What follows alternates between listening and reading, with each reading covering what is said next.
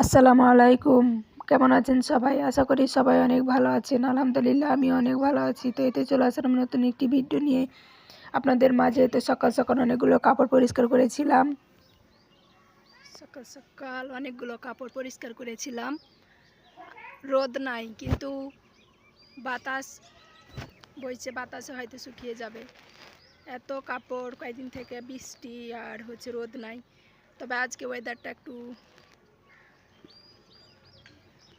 বাতাস, তার জন্য পরিষ্কার করে দিলাম। ছেলের অনেকগুলো পোশাক ছিল, আসলে ছাদের ওপরে দেওয়ার মতো জায়গা নাই, তখন এগুলোতে দিয়ে দিয়েছি। এগুলোতে অনেকগুলো পানি পড়েছে, শুকিয়ে যাবে, বাতাসে শুকাইতে লেগেছে, শুকিয়ে গেছে। আজকে ওয়েদারটা অনেক সুন্দর, বাতাস।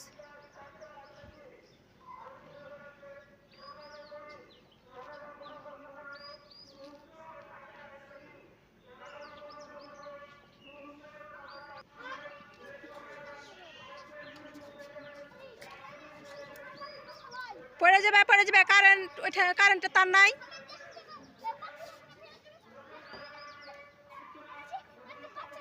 হ্যাঁ, পাখির বাসাতে বাচ্চা ছিল, আর মা নিয়ে চলে গেছে।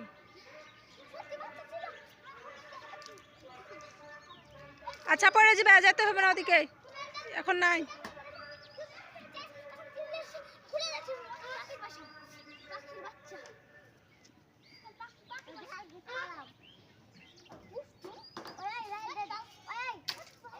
চলে এসো আব্বু, চলে এসো, আর বাঁকা দেবে, চলে এসো সিদ্দিক, চলে। তো এই তো রাইস কুকারটা অনেক ভাত রান্না করেছিলাম, তো অনেক ময়লা জমে গেছে, অনেক ধুলাবালি পড়ে গেছে, ভাতের অনেকগুলো ব্লক উঠে তারপর লেগে গেছে। তো আমি সেগুলোকে মুছে পরিষ্কার করে নিচ্ছি একটা ন্যাকড়া দিয়ে। আসলে যেহেতু ভোর রাত্রে আমি রাইস কুকারে ভাত রান্না করি, বাইরে আমাদের রান্নাঘর, তো যাওয়া আসা অনেক সমস্যা হয়, তো আমি রাইস কুকারে ভাত রান্না করে নিই। তো ভালোভাবে সেটাকে আমি পরিষ্কার করে নিব। মাঝে মাঝে কেউ কেউ কমেন্ট করে যে আপনি কি সারাদিন কাজ করেন? আসলে আমার সংসারে আমি রানী, আমার সংসারে আমি চাকরানি। আর এমন একটা সংসারে চাকরানি হওয়াটাও ভাগ্যর ব্যাপার, সবার ভাগ্যে জুটে না এমন একটা সংসার। তো আমি আমার সংসারটাকে নিজের মনে করে, আপন মনে করে আমি সংসারে সব কাজ গুছিয়ে প্রতিদিনই করি, নিয়ম করি। যখন স্বামীর বাড়িতে থাকবেন তখন সবাই বিরিয়ানির লোভ দেখাবে। একবার স্বামীর বাড়ি থেকে বেরিয়ে দেখেন ভাই, জীবন কত কষ্টের, সে নুন পান্তা ভাতও জুটবে না। নুন পান্তা ভাত খেয়ে থাকলেও দাম আছে, মূল্য আছে, যে স্বামীর বাড়িতে আছি, স্বামীর ঘরে আছি, স্বামীর সংসার করতেছি।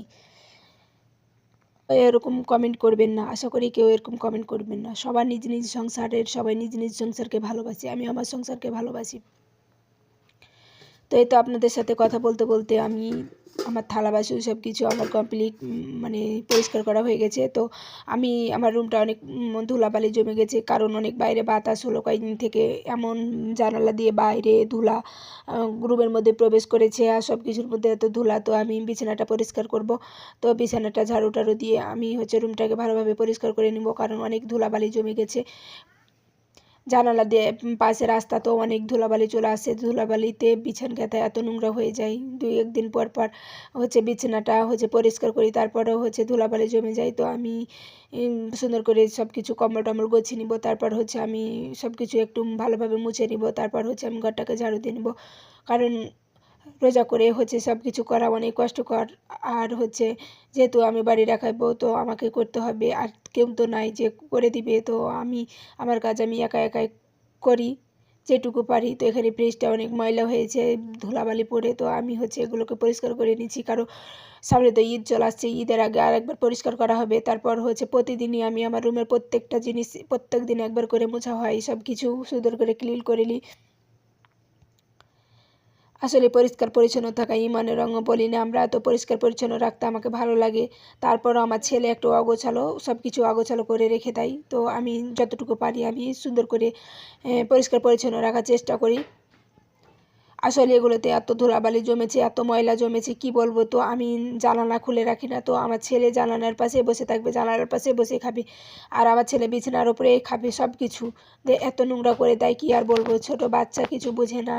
তারপরেও আমি চেষ্টা করি যে তাকে নিচে ডাইনিংয়ে সে খাবে না, তারপর বিছানা ছাড়া খাবে না। তো আমি তাকে গোসল করাবো, তার জন্য সে বলছে গরম পানি খাবো, কারণ আজকে ওয়েদারটা অনেক বাতাস আর অনেক মেঘলা মেঘলা। তো আমার ছেলে গরম পানি করে গোসল করবে। তো এখানে সে গরম পানি করতে দিতেছে, নামাজে যাবে তো তাড়াতাড়ি গোসল করে নিবে, কারণ